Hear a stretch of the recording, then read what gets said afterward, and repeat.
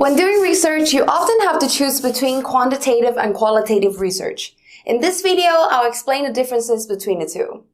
Hi, I'm Jessica from Scribber, here to help you achieve your academic goals. Let's start with the differences between quantitative and qualitative research. Quantitative research allows you to test hypotheses, so you can expect to see data collected with this approach will mainly be expressed in numbers and graphs. It also requires a larger sample size. These numbers are then analyzed through math and statistical analysis.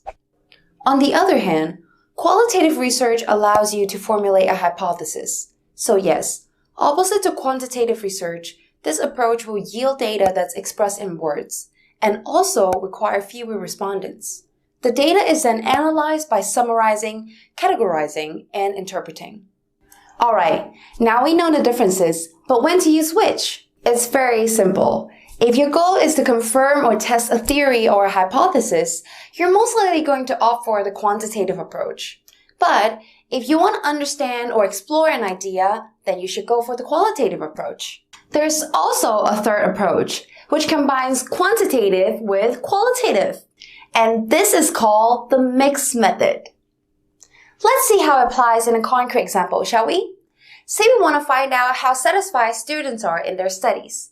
I'll show you how both approaches can answer this question.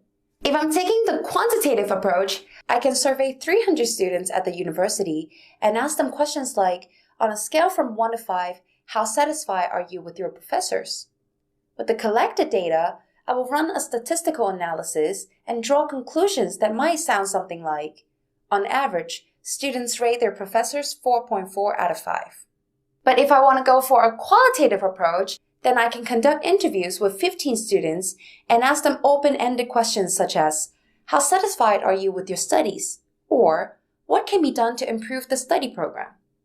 Then, I transcribe the interviews and try to find patterns or recurring themes. For example, something like students would like to have more one-on-one guidance from their professors. For the mixed method approach, you first conduct interviews with the students. Through that, you gain new insights and come up with a hypothesis. For example, you learn through interviews that students prefer individual assignments over group projects. Then you test whether this applies to a larger scale of students using survey research. It's also possible to do it the other way around. You can start out with a survey to see the bigger picture, then use interviews to understand the reason behind it.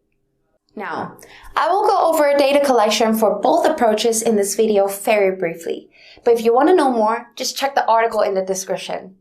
To collect quantitative data, you can, for example, survey people online, in person, or over the phone, conduct experiments, or observe subjects.